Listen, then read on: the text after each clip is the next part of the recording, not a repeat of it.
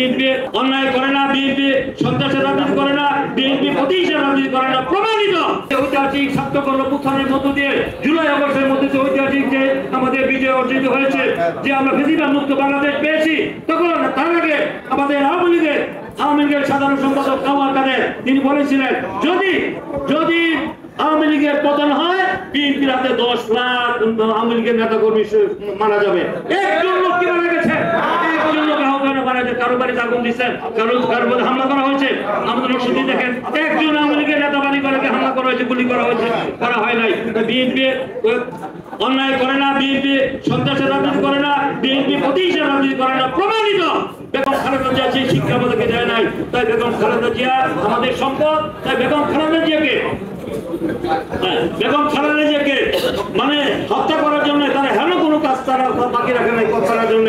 কিন্তু আমরা দেখেছি যে তাকে কিভাবে আমাদের যেখানে তাকে এক কাপড়ে তার বাথরুম থেকে বের করে দেওয়া হয়েছিল, চোখের পানি ফেলেছিল, দেখেন নাই?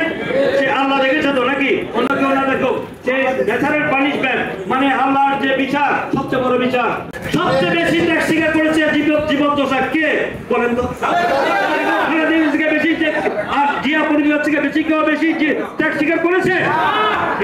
আজকে দেখতে পাচ্ছি যে এই তারা বলছেন যে পিয়ার না হলে, সংস্কার এবং বিচার না হলে তারা নির্বাচনে যাবেন না, তারা বয়কট করবেন, বর্জন করবেন।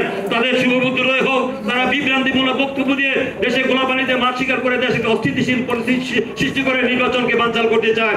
আগামী ফেব্রুয়ারি মাসে যে অন্তর্বর্তীকালীন সরকারের যে আমাদের প্রধান উপদেষ্টা ডক্টর মোহাম্মদ ইউনূস তিনি ঘোষণা দিয়েছেন আগামী বছরের ফেব্রুয়ারির মাঝামাঝি জাতীয় নির্বাচন হবে। সেই নির্বাচনের ব্যাপারে আপনারা কি প্রস্তুত আছেন না? জনগণের যারা ভোট দেয় সেই তো ক্ষমতায় যাবে নাকি?